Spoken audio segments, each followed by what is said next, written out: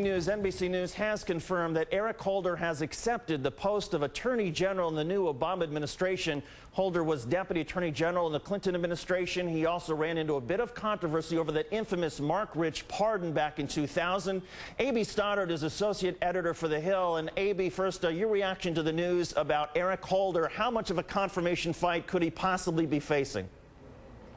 I don't know. I think they probably, knowing the Obama transition team, they've figured that out in advance. We've all suspected for some time that he was on that list. He's a close friend of President-elect Barack Obama's. And I imagine that, as I mentioned, that the transition team would not send him into the lion's den. I think he's probably going to make it through without a problem.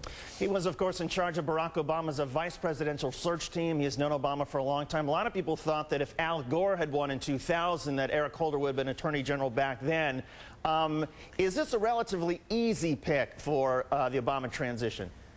I think so, and it's interesting about the timing. I mean, why this is being announced now when we're all focusing into day 5 of this debate over Hillary Clinton being the Secretary of State. Why hasn't he chosen a Secretary for the Treasury when that seems to be the most pressing area of concern right now?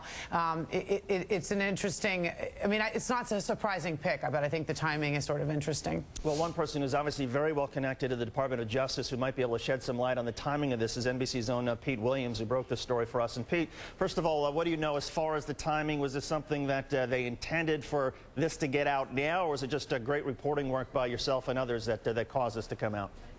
Oh, I think they find the timing of this very inconvenient. This is not a leak from the Obama people. It's certainly not my part of this. You know, to put all my cards on the table, I had heard about this last week, but the sources I was talking to begged me not to report it while they were running it past the Senate and laid a condition on it that I couldn't.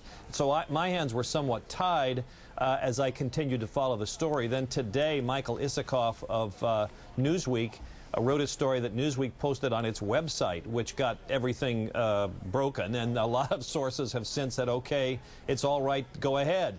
So this is not an announcement from the Obama administration by any means, and I suspect that they're probably a little bit miffed that they didn't want this to come out at this time, because my understanding was, and you'd know this better, David, that they wanted to do the financial team first, Treasury Secretary and so forth, before they got to these other cabinet positions.